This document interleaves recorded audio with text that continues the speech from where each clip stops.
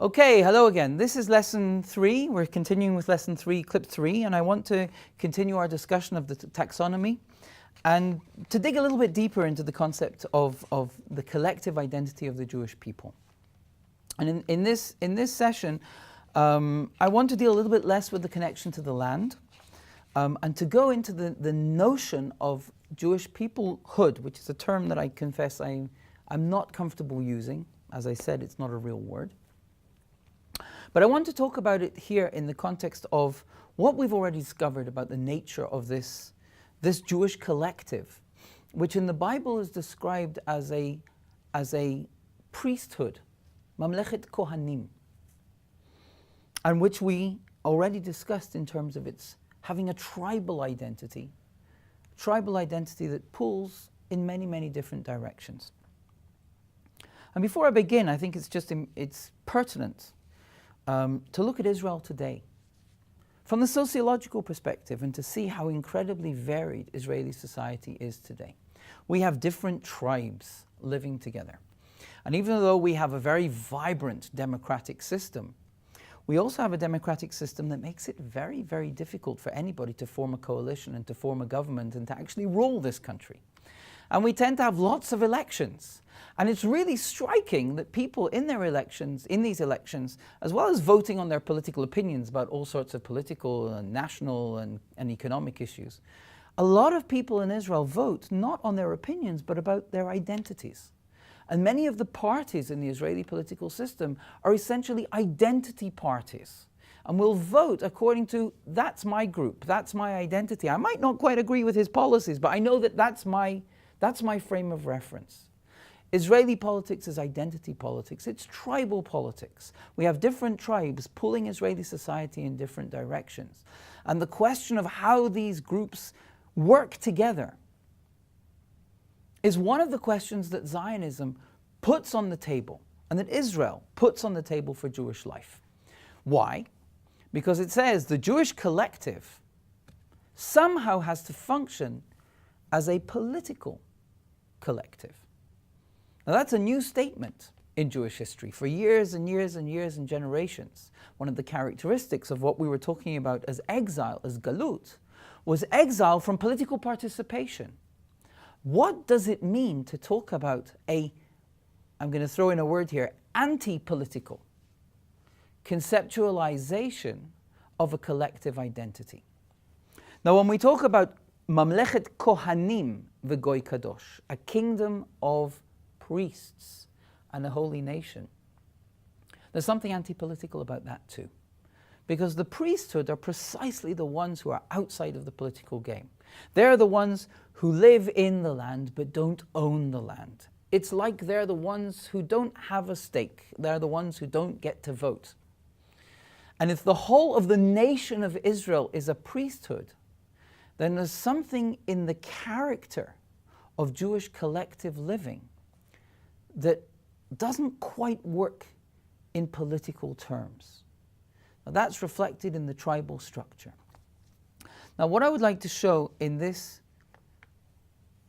text study is that this notion plays itself out in classical Jewish texts.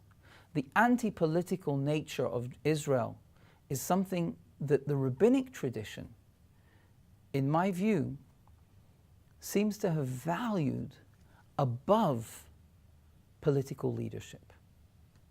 Let's have a look. I want to look at two passages from the Talmud, from Eruvin Yud Gimel Amud Bet, Eruvin 13b. And these are passages that touch on our theme of leadership not being political.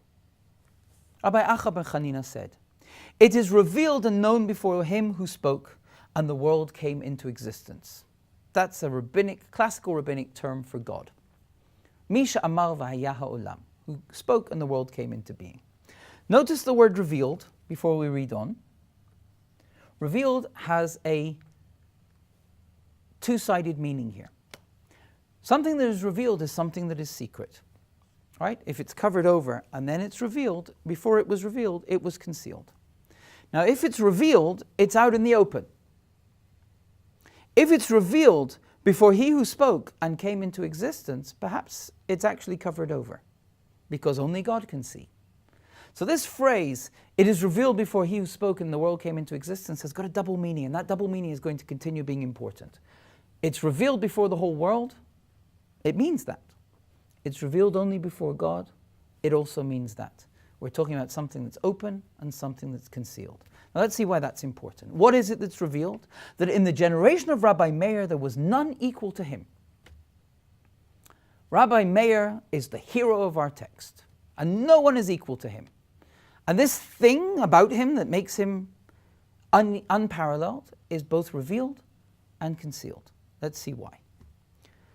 The Talmud immediately asks, if there was no one equal to him in his generation, he's the greatest scholar, then why was the halakha not fixed in agreement with his views? A classical law in rabbinic literature is that the halakha, Jewish law, never follows Rabbi Meir. Now, before we go on and try and understand why that was, it's important to see two things here. The first is that everybody knows that Rabbi Meir is the greatest scholar of his generation. That's revealed. Nobody understands, nobody rules according to his point of view. That moves us towards concealment, right? Rabbi Meir is the greatest scholar of his generation, which would be a position of power and influence, which would be a political concept. Nobody rules according to his point of view. That's the anti-political concept. So the person we most admire is the person that we don't listen to. Can you imagine if we were talking about the greatest Supreme Court judge? He is the judge that nobody ever listens to. What sense does that make? It only makes sense if the ethos is a non-political ethos. What does it mean to have a non-political ethos? Let's have a look. Why did they not rule according to Rabbi Meir? Because his colleagues could not fathom the depths of his mind, which is another way of saying they couldn't understand what he was talking about. Now you can say, sometimes you have this great lecture that you hear and you come out and you say, oh, that was brilliant. What did he say? I didn't understand a word. And because it was so brilliant, I didn't understand a word.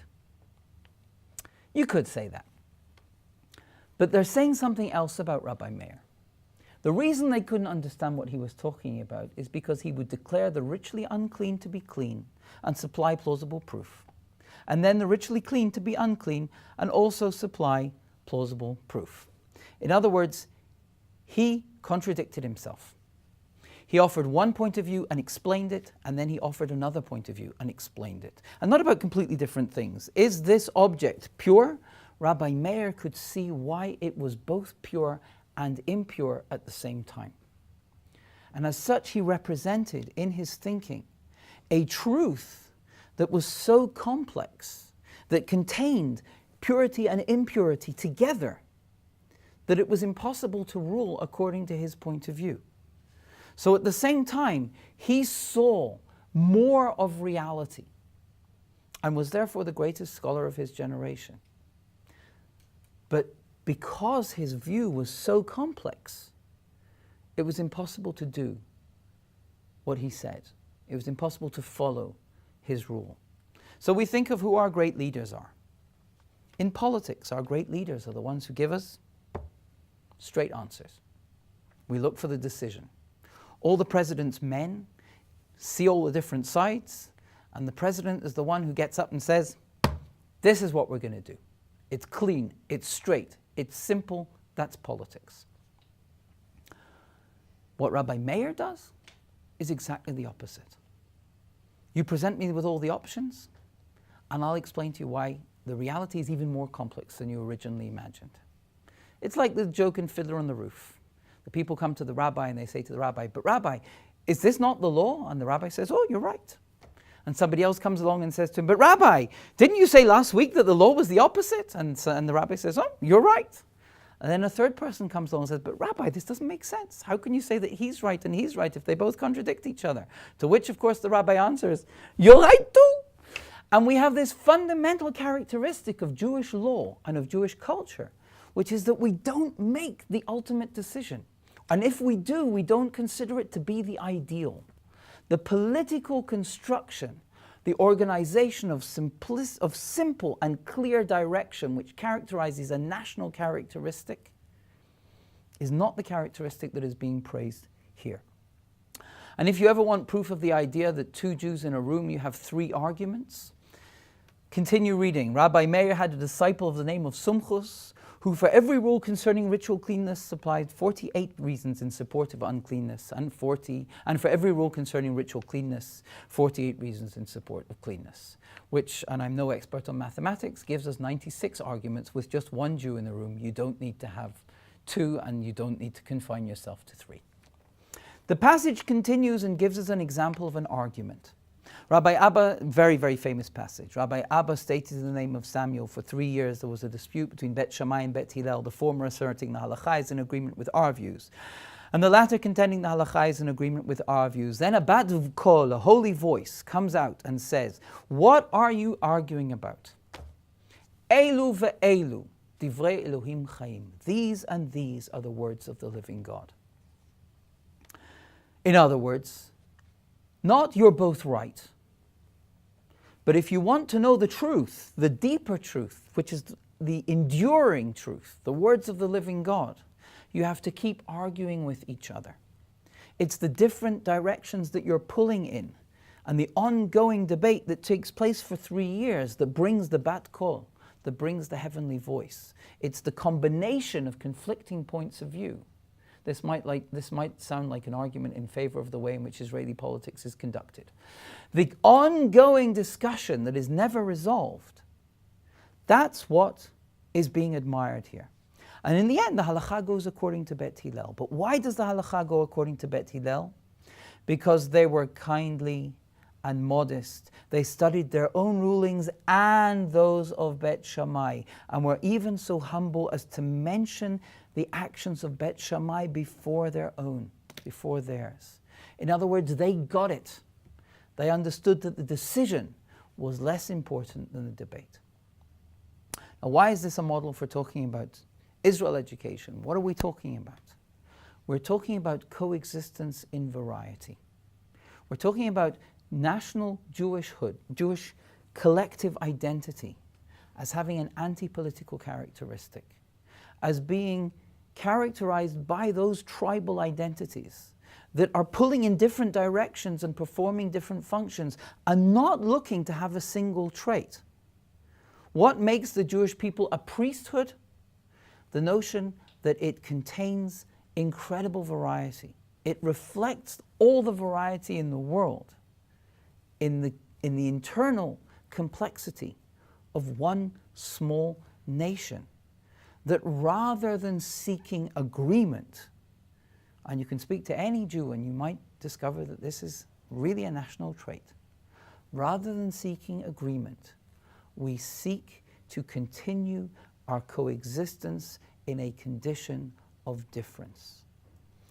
This characteristic, which is a characteristic of the national Jewish identity, is perhaps one of the keys that the Zionist movement sought to preserve when it envisioned an ingathering of the exiles, which preserves all of this complexity.